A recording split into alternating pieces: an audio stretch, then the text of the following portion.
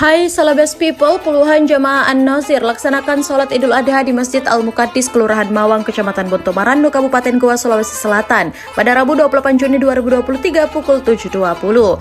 Khatib sekaligus imam yakni Ustadz Samiruddin Pademoi selaku pimpinan An-Nazir Goa. Salat Idul Adha An-Nazir pun cukup mencuri perhatian karena seluruh jamaah kompak mengenakan pakaian yang cenderung berwarna gelap seperti hitam dengan menggunakan sorban dan berambut gondrong untuk jamaah pria. Gerakan salatnya pun tampak tak biasa. Jamaah An-Nazir hanya meluruskan tangannya ke bawah, lalu menyimak bacaan imam hingga selesai. Untuk gerakan lainnya sama saja seperti sholat pada umumnya. Usai menunaikan sholat Idul Adha, seluruh jamaah silih berganti untuk berjabat tangan. Pimpinan An-Nazir M. Samiruddin Pademoi mengungkapkan bahwa ada 2 sapi yang dikurbankan pada Idul Adha tahun ini berasal dari internal jamaah An-Nazir Goa.